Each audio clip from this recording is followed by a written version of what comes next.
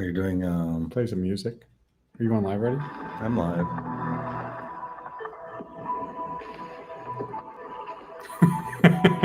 This music is funny.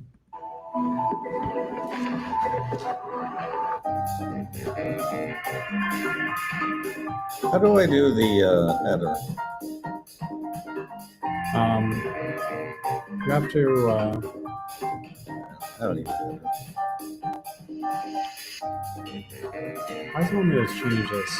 Oh, I see. Streaming not allowed.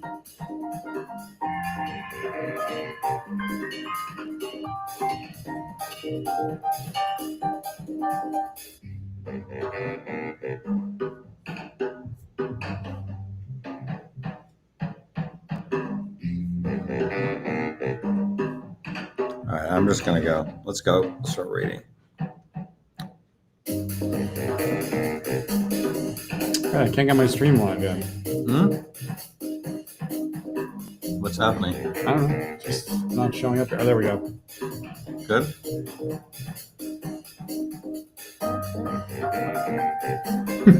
Let's go. What's good, homies? All right.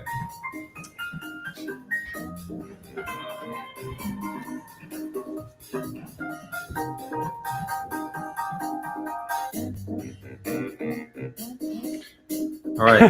All right. Well, we're going to be reading today from the Bitcoin 1 Million book that we wrote. We're going to be reading chapter 14. Right. We're probably going to break this into two because it is such a big chapter in length, but it's also such a good chapter. But also, there's a lot to cover here, and I think there's some stuff that was not written in the book that we should talk about. Yeah. So this, of course, is on everyone's mind, AI. And we're going to talk about AI and Bitcoin. And I posted this great poll the other day about what would AI choose? Did you see my poll? Yeah. It would choose Bitcoin. If it was managing portfolios, it would choose Yeah. Bitcoin. Of course, the only choice in my poll was Bitcoin. Still, Bitcoin won 50%. Yeah. 50% of people agreed. We're going to talk about that. We're going to talk about the potential impact of AI on jobs and society and how all of that applies to Bitcoin and why it's part of the journey for Bitcoin to reach $1 million. Now, Why AI is part of that one journey. of the things I think would be useful to say, just like we're going to talk about quantum computer, or did we already talk about quantum? No, quantum's next. But, one of the things that's interesting here is we're not just kind of ChatGPT users, we're AI developers. So why don't I ask you first before we get into this chapter, what's your experience developing with AI? When did you first start using AI as a coding tool? I think And what I did you first started doing it maybe like 2 years ago when Copilot or what? like Copilot and also ChatGPT. Copying and pasting to ChatGPT, and then Copilot came out and you could edit stuff in your actual. You could start working with AI in your actual code editor, and it was feeling kind of magical. Yeah. And then I kept saying, like, Fred, you need to try this. Fred, you have to try this. And I would tell all my friends, you have to try this. You have to try this. And everyone was kind of like, I know. I use ChatGPT for some. It's sort of useful at some things. But they're always like, well, it's really shitty. Yeah. Like it comes out, it's hallucinating a lot. And then you ask your friend, you're like, are you using the paid version? They're like, no, I use the free version through this other app called Turtle. And I'm like, what the fuck is Turtle? And they're like, yeah, it's this really great app where you get free AI. I'm like, we got to pay $200 a month. They're like, what? Why would I do that? It doesn't seem to work on the free one. Anyways, cut to today. Now yesterday we were saying it's kind of like when Kasparov or Magnus Carlsen plays chess against 20 people at once, and they're going to each board blindfolded, making the moves. They just sit in the middle of the room blindfolded, telling the players how to move pieces. It's kind of like that. Like you could just we do have so much going on now. I have a TIE fighter set up of my monitors because we end up doing a lot of things at once with AI. It's amazing. It's It's just like the best coding partner you could ever imagine. It's a whole team of people, really. The kind of stuff that can be done with AI. And I think you have a very, very bad view of AI if your experience of AI is ChatGPT. I feel like you don't understand where AI is going. You don't understand what it's capable of. Yeah, unless you experience the autonomy of running an AI agent that can access your local file system. This is really important to understand. Yeah. But if it can't create files and then edit those files and make things for you, really, on like, I know you're thinking ChatGPT can kind of do that, but kinda doesn't cut it. It's about 1/10 as powerful, maybe even less, 1/100th. But it can build, it can troubleshoot, it can set up servers, it could audit your code, it can play every role. It could do marketing, it can automate basically anything in your life that you do repeatedly, you can automate with AI now, using these local AI tools. And yeah, the other thing I think we're gonna do another event actually Yeah, to teach people about it. I think the other thing to point out is local AI versus hosted AI, right? So I'm sure all of you guys have used ChatGPT. All of you guys have used Grok. Some of you guys have used Gemini. What else might they have tried? I don't know. Venice AI. Venice AI, yeah, whatever. But how many of you have used a local LLM, a model where you downloaded the AI, turned the internet off, and ran AI? Well, not that many. And to do that, you're going to kind of really need a pretty hefty computer. So Not true. You can run it. that's true. Here's the thing. You can run a 7B model. So 7 billion parameter model, let's say that's about 7 gigs. On most computers, you could load that and run it. Oh, But you're going to get a shit ton of hallucinations. It's going to be way crappier than ChatGPT or Claude. To really get something that's comparable, you have to run a 235 billion Qwen 2 model. That's kind of the top model now for conversation. And I think it's a 220 something gigs. So you need a lot of RAM. right. So, we've got this little box here. We've got a little box I can do it. This box here. Where's our box? I can't see it. Oh yeah, that box there. That's a $15,000 or $12,000 box. I think we paid. Anyways, that box has 500 gigs of RAM. Right. We have a really powerful computer here that we can, we'd be happy to do some demos on another video for you guys. But we've done a lot of testing of local LLMs and using local LLMs, and actually, they're not bad. They're not bad at all. I think you have to adjust your expectations a little bit when we're using ChatGPT or Claude. It's not just an LLM; it's the app infrastructure, all the scaffolding that they built around this thing to support it, and make it really slick to use. It's multiple models coordinating with one another, with all kinds of code tying it together, and doing things like making it respond to you really quickly, and then going and thinking about what to actually say. Okay, so why don't you tell the audience what we're doing, what some of our AI products. We have 3 of them right now. Yeah, we basically have 3 AI projects that we're sort of incubating here in the office, and we have different guys working on. One of them is called Xavier, and it's based on this idea that humans only live 20,000 days, and so our lives should be pretty simple. Actually, they are pretty simple. And what we're doing is creating a system where you could just dump everything you have going on in your life into one simple chat interface, and it'll organize it all for you. So it organizes your life, it simplifies your life, it can track literally everything you're doing, help you brainstorm stuff, and also keep track of every task you have. I want to show some chats. Has a memory and everything. No, we're not. It's too hard to do that now. Okay. But it's not ready for prime time. Yeah. But we're hoping to do a pre-beta in about a week. If you want to get into the pre-beta, shoot me a DM.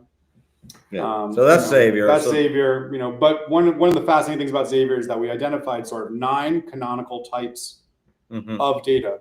And by the way, Corey Clipstein was making fun of us. He was looking at this board. Yeah, he's trying to figure out what. He's trying to. He goes, "What the hell is it? What are you talking about?" These are the 9 types now. There's no car wash on there anymore. No.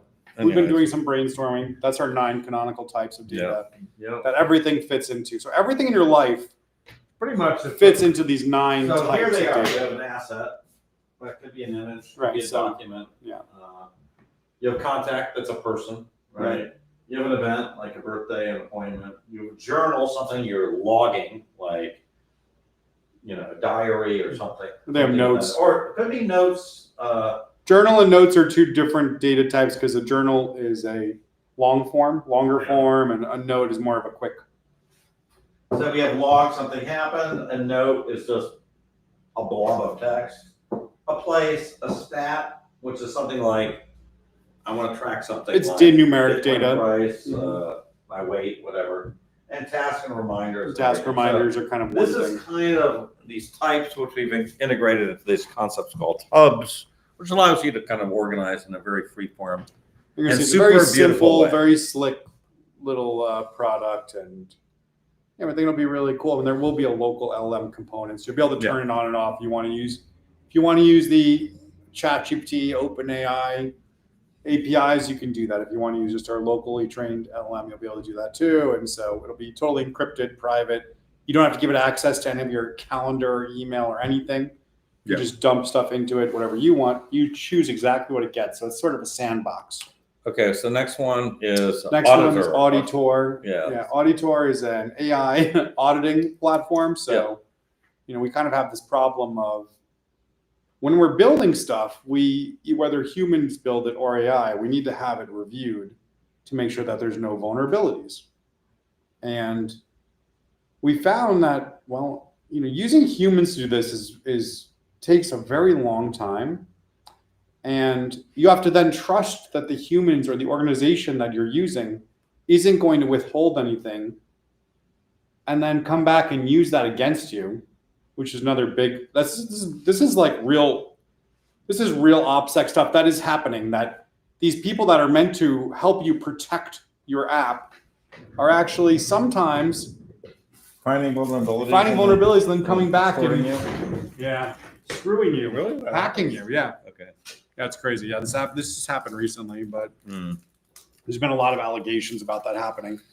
So what we came up with is the idea of having a team of AI agents review the code by downloading the information, running it inside of a ephemeral container, running your code, reading every line, looking for issues that could be of security concern, and then creating a report on those, and then allowing you to go through that report and fix things. We've done a few of these for our friends' projects. So if you have a project you want us to audit, We'll we'd do it. love to do it. I'm not going to tell you guys what project we've been auditing, but we have been auditing some public projects too, and it's getting to be a little bit like, ooh, I don't know if we should put this stuff straight out without warning people. Yeah. So some very big projects, Bitcoin Core. projects. Yeah, like Bitcoin Core. Yeah. Well, we audited it. We audited Bitcoin Core. So that's the second project. And the third project is actually the most developed of all of them. Something that you could go and use today is DGen Predict. DEGEN Predict. And DGen Predict is a prediction market where anyone can make a prediction about anything and earn from it as people bet. So it's a very unique prediction market that's also powered by AI. AI decides whether something did or didn't happen. It's the only prediction market where you can make your own bet. There's no other prediction market where you can go and make your own prediction.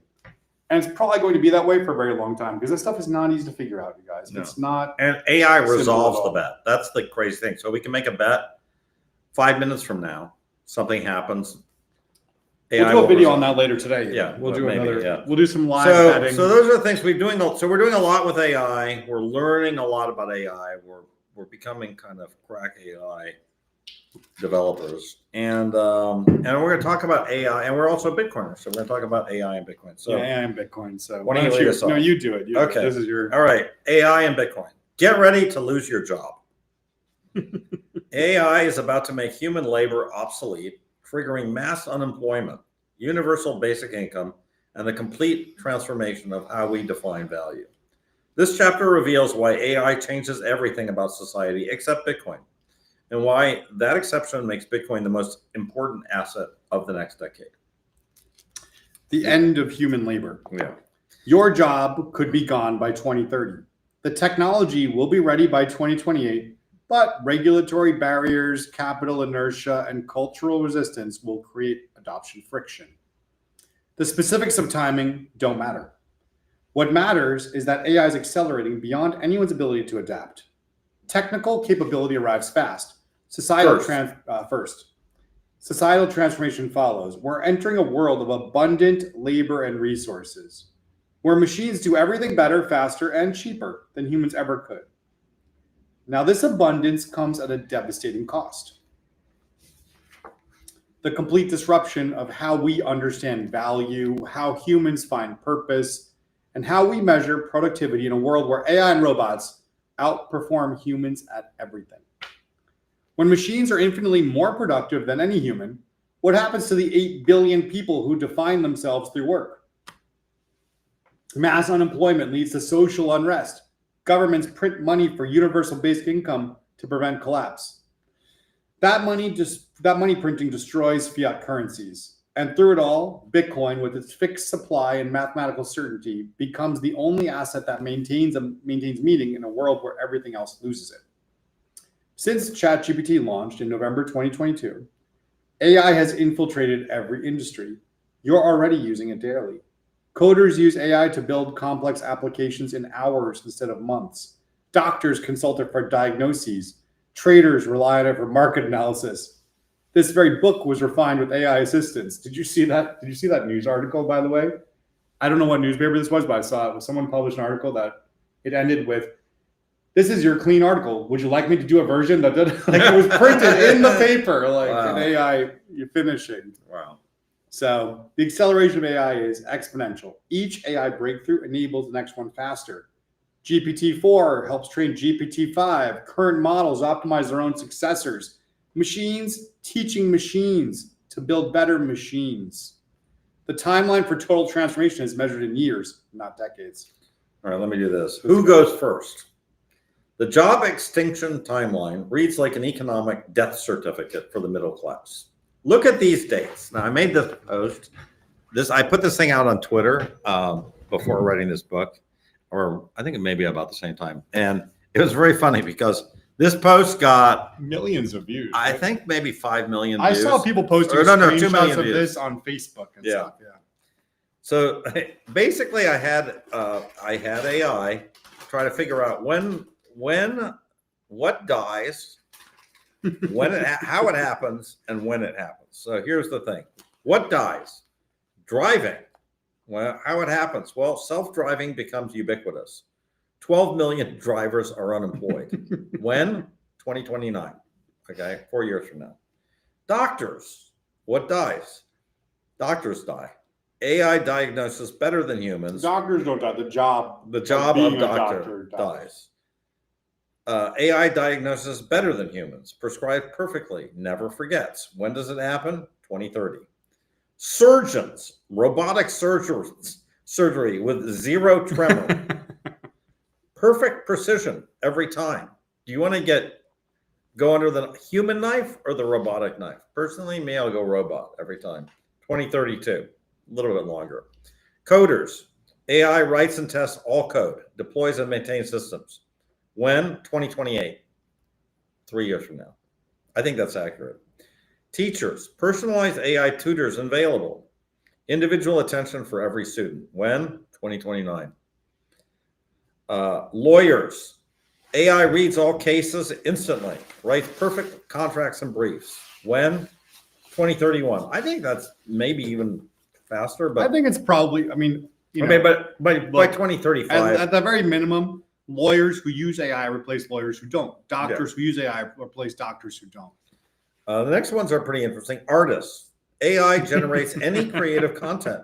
Images, songs, movies on demand. Poems. When? 2030. Now, for this, I would say that, do you know that, Ben, that the number one country song right now is AI generated? Right. The number one song in the country, I forget what the thing is, entirely country No, AI generated. yeah, it's not a Factory. country song, but it's. It's a country song. Oh, I don't know that one. Yeah, it's a country song.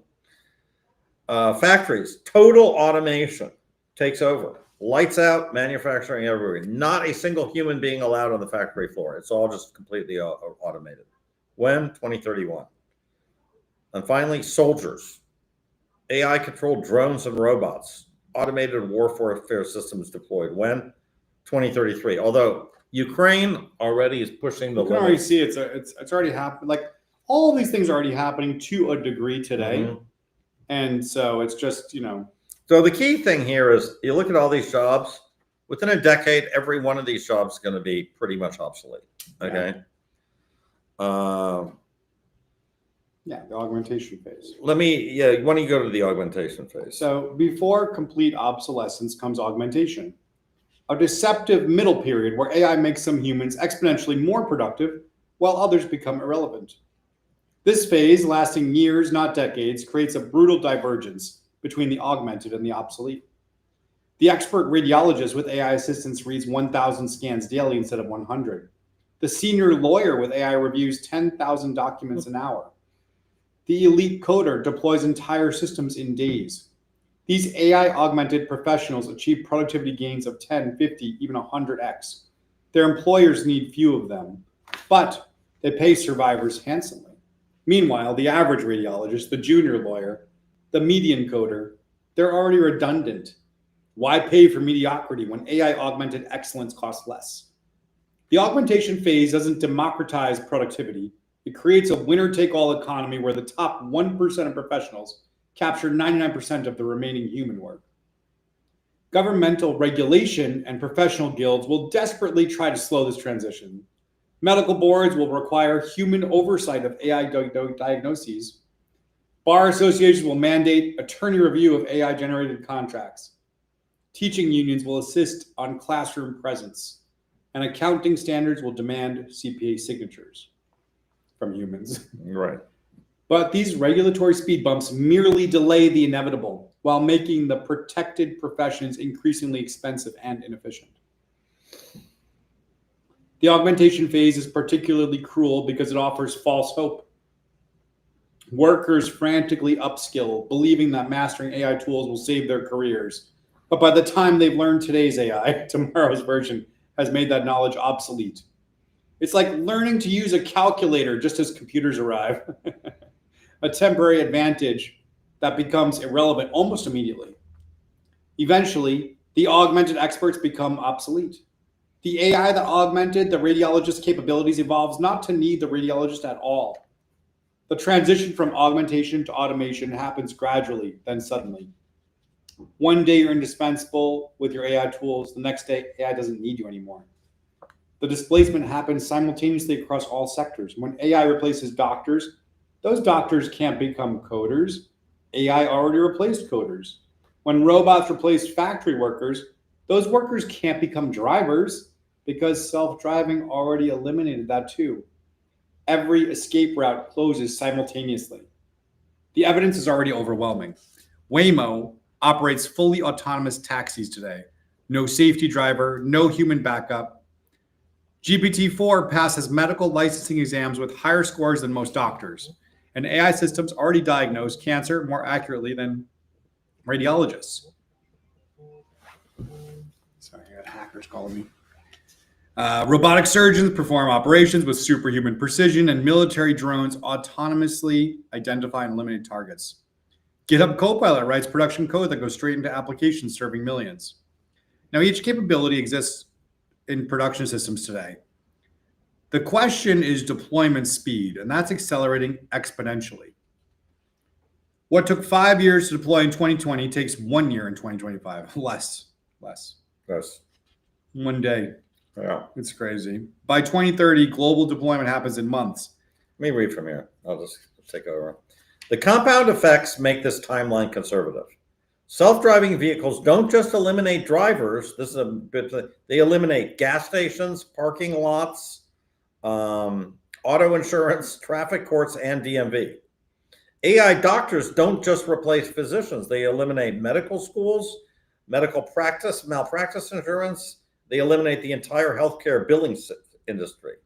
Each disruption cascades into 10 more. By 2040, the concept of human employment becomes anachronistic. The AGI level agents will handle everything from scientific research to artistic creation to strategic planning. Humans become economically redundant, not gradually, but suddenly, as each transformation reaches its tipping point.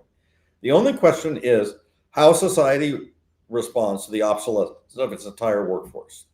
Governments will face unprecedented pressure to act, and their response will follow a predictable pattern established during every economic crisis. Now, before I go into that, I just want to say some people say that machines are not, AGI is so far off. I have a different view. I think we already have achieved AGI. We have some form of AGI. Look, in other words, I think ChatGPT is smarter than most humans. And it probably is smarter than me. I really do think.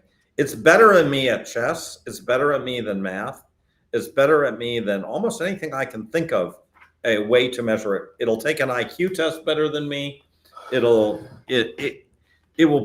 get past the It's SAT. not better at making mistakes, though. We are still better. Yeah. That's our strength. But I will say, there's this great quote I was thinking about just working on this chapter is that the future is here. It's just not evenly distributed yet. Yeah. All right. Why don't you take us? Political response. The political response will be as predictable as it is inadequate. UBI, basic and not basic, universal income. The timeline will be compressed, but inevitable. First will come the protests, millions of transportation workers displaced by autonomous vehicles. Then the white-collar panic as AI agents replace knowledge workers faster than anyone predicts. By 2028, unemployment won't just be rising, it'll be structurally permanent for large sectors of the population. The displaced won't disappear, they'll drift to cities, forming massive unemployed populations with nothing to do and nowhere to go. Pickleball will become even more massive. Yeah. Picture downtown San Francisco or Portland, but everywhere. Tent cities sprawling for miles. Former truck drivers, accountants, and middle managers wandering aimlessly through streets designed for workers who no longer exist. The violence will be inevitable, not organized revolution, but the random brutality of despair. Muggings, break-ins, flash mob robberies. When millions have no purpose, no future, and nothing to lose, civilization's thin veneer cracks. Governments will have two choices: watch society collapse or start writing checks. They'll choose the checks. UBI will start as emergency payments, just like COVID stimulus, temporary measures to help people, quote, transition. But transition to what? When AI does everything better, there's nothing to transition to. So temporary will become permanent. Emergency will become entitlement, and stimulus will become survival. By 2039, most developed nations will have some form of UBI.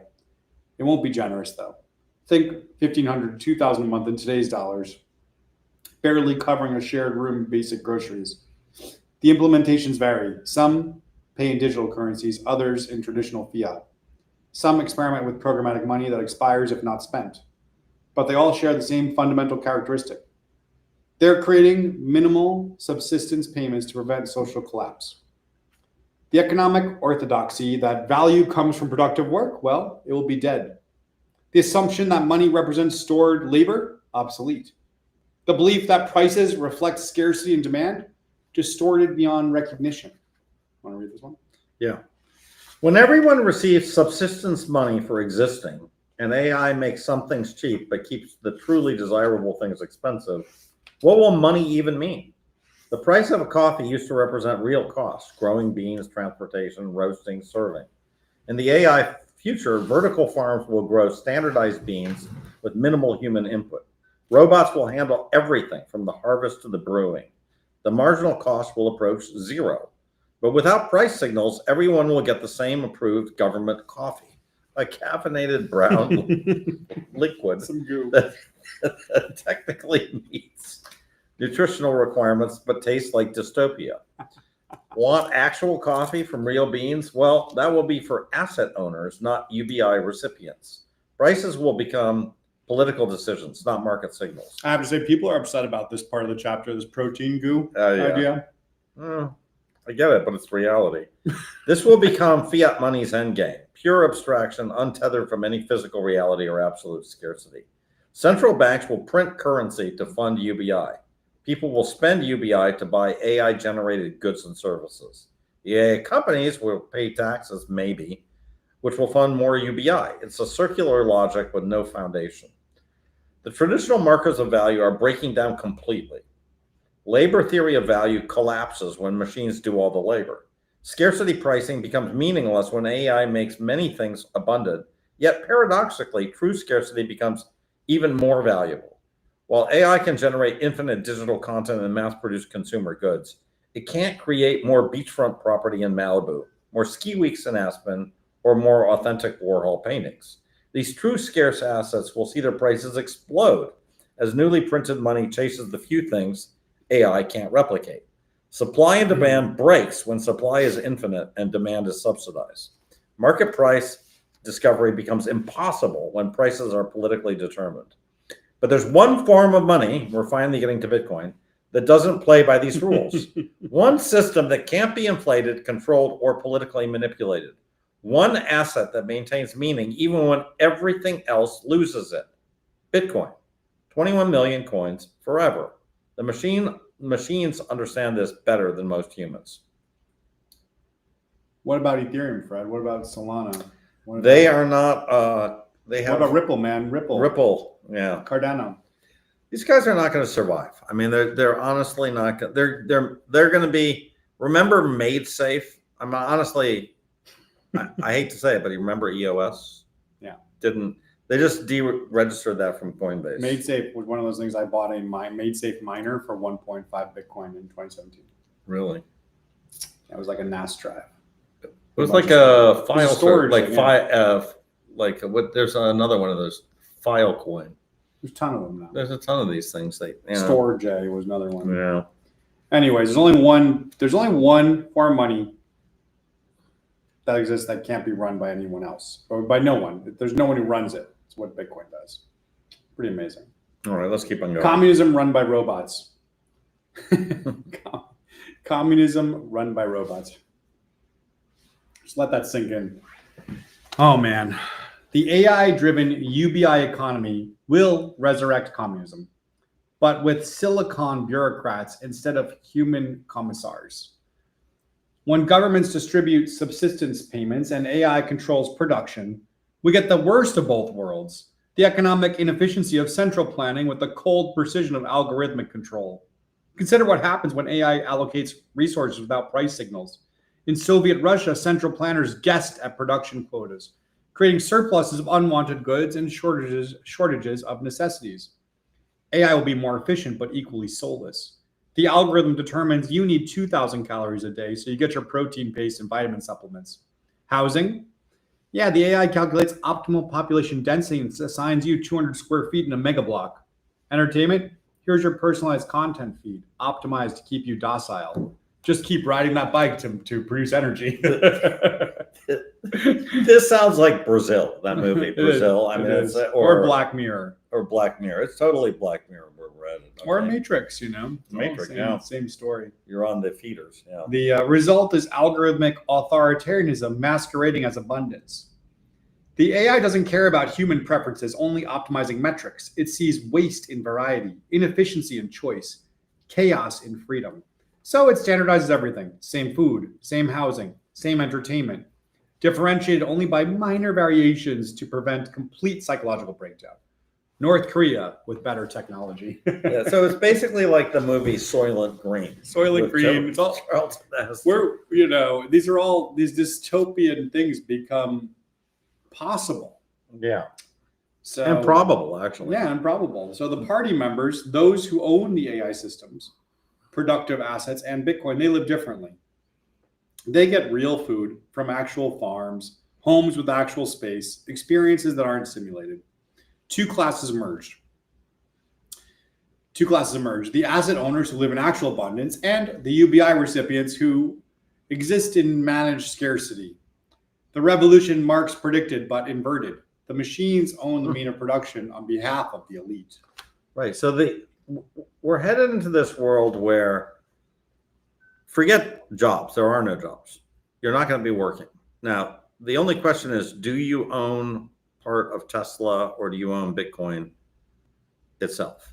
If you don't own the robots, if you don't own the machines, if you don't own the stock and the companies that make the machines, or you don't own Bitcoin, which is the currency, you own nothing. And you're just going to be put on UBI. And you're going to get your paste and you're going to get your capsule and you're going to get your personalized feed, and that's it. Now, this is not the future we're hoping that we are hoping to create together with the rest of humanity, but it seems like it's a version of the future that is pretty likely to happen. And it sort of comes from this idea that I had where I realized, oh, wow, authoritarianism is on the rise and AI makes it actually efficient, so stuff we talk about all the time. But, without traditional price signals, the system develops new forms of economic calculation based on surveillance and control. The AI doesn't need market prices when it has perfect information about every individual's consumption, movement, and behavior. Utility signals emerge from vast surveillance networks, facial recognition tracking, emotional responses to products, biometric sensors measuring satisfaction levels, social media sentiment analysis determining preferences. These utility metrics guide production more efficiently than prices ever could, at least for the system's goals. And the AI knows you need new shoes before you do, based on gait analysis and wear patterns. It predicts food preferences from your microbiome data and glucose responses. It optimizes entertainment based on dopamine measurements and attention spans. And every human becomes a data point in a vast optimization function designed not for human flourishing, but for social stability and elite objectives. Resources still get misallocated, but now with mathematical precision. The AI might decide lithium batteries are optimal for control purposes, so it strip mines Bolivia. It might calculate that bugs provide efficient protein for population management, so it converts farmland to cricket factories. The difference is that these aren't errors, they're features. The system optimizes for control, not satisfaction. And market feedback doesn't correct these errors because there's no market, just an algorithm optimizing for the wrong variables, but optimizing them perfectly. Bitcoin becomes the escape route. When people can save in Bitcoin instead of spending depreciating UBI credits, they vote with their savings. When they can transact in Bitcoin instead of surveillance CBDCs, they create actual markets. Bitcoin becomes the parallel economy where real value, not algorithmic allocation, determines resource distribution. All right, we'll read one more and we're going to call it quit because I think We'll this. split this into two. Yeah, we're gonna This is split it into two. long. We're going to read the algorithmic governance. So algorithmic governance and velvet glove control. The future UBI system won't deliver bare subsistence, but a carefully calibrated middle-class minimum. Though enough comfort to prevent rebellion, not enough freedom to escape. This is the velvet glove dystopia. Oppression that feels like care, control masquerading as compassion. The baseline package will include decent housing, 400 square feet in a managed complex, adequate nutrition, 3,000 calories of optimized food products, basic healthcare, AI diagnosis and standard treatments, and endless entertainment, personalized content streams. It's not poverty, it's managed mediocrity. Most people will accept it because the alternative is chaos. But the real control comes through behavioral incentives algorithmically tuned to maintain social stability. Your social credit score determines your extras. Did you attend the community meeting? Extra entertainment credits. Post positive content about the system? Premium food allocation for a month. Report suspicious behavior? Priority healthcare access. Question your system? Your benefits mysteriously glitch.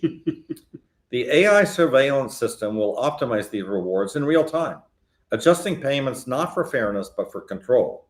It will identify potential troublemakers through pattern recognition. Someone's reading too much history, asking uncomfortable questions, organizing informal gatherings. Their benefits won't be cut, too obvious, but subtly degraded. Longer wait times, frequent system errors, random inspections. Luxury becomes the ultimate control mechanism. While everyone gets the baseline, true quality, real food, spacious housing, genuine experience requires compliance tokens earned through approved behaviors. Want to visit the beach? Well, that requires travel credits earned through community contribution. You want grass-fed beef instead of protein, protein paste? That needs premium food tokens from civic participation. The system will maintain the illusion of choice and mobility. You can earn better housing through good behavior. You can qualify for enhanced benefits through education programs that teach nothing useful. You can advance through the system by becoming an enforcer of it.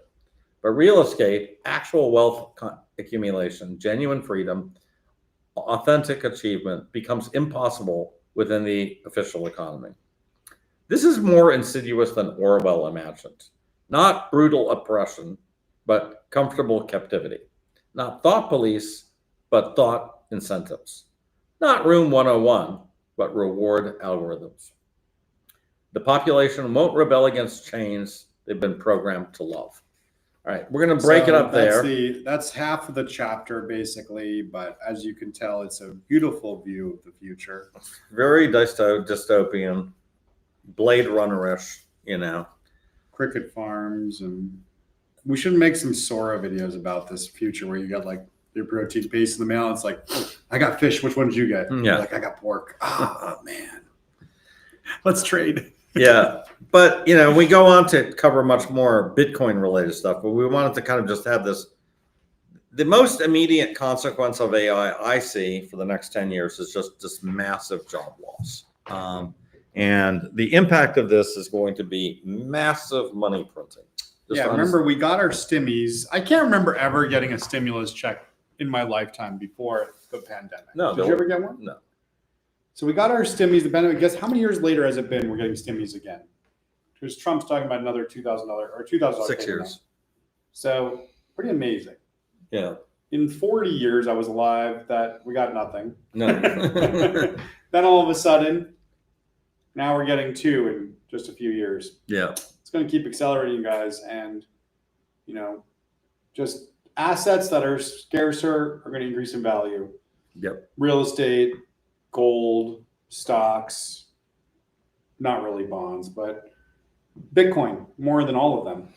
All right, guys, that's it for now.